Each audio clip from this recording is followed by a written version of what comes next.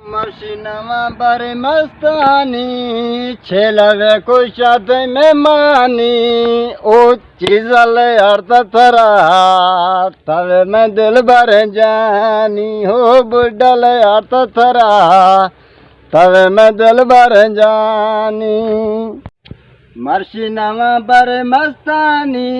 छेलवे कुशात में मानी वो चीजल अर्थ थरा हमें मैं दिल भर जानी ओ बुढ़ल अर्थ थरा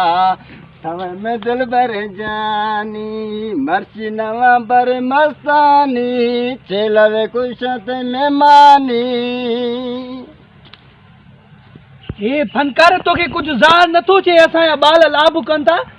तूं कीअं गाना चए थो तोखे कुछ नज़र नथो अचे छी कुछ बाबा मत पैदा का मैं एल्बम तैयार है नहीं हाँ मैं बुर्दी महीना 10 तारीख में एल्बम रिकॉर्डिंग है मां वजी रिएक्शन लिखना का रिएक्शन तू वनी घर न तो करे सके ये दग ते बस बुढ़ा खानी आ बुढ़ाला खानी छा मसलो थी नो कहते ने बाबा मैं जिंद शौक के मां वजी दगा को रोगा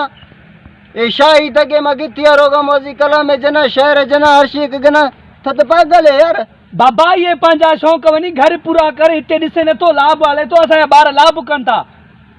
थई चुकू आता चाय कर दाए पलो आ चुको उस्ताद जिया ओ मेरे मन छे आले बड़े खुश है टाटे की है रे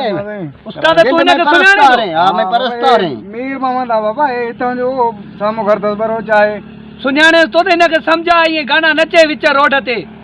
सणक सा सो भी बार लाभ कन था बाबा गाल बुधन तुजा बार ने परे पास ने लाभ करदा है तो वने तो पानी मस्ती में आने एल्बम तैयार आ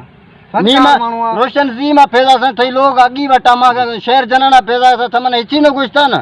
कला में बाबा मन के ट्रैक्टर चू सके टेपा चू सके थे लोग टीवी ने गाल बुध अरे बाबा टीवी आए पर रियल असा नहीं बुझदा असा के पसंद ना है राजा साहब गाल बुध बाबा हने शौक आ हने शौक एकड़ो शौक जके तिंदा वही चरियो थींदा मानु हिन के शौक हाने दिसे न शौक में के मस्त लगो पिया हिन के छरे दे वने बाबा दे कला में वणी मतर बुधाय ना मर्जी नवा बर मस्तानी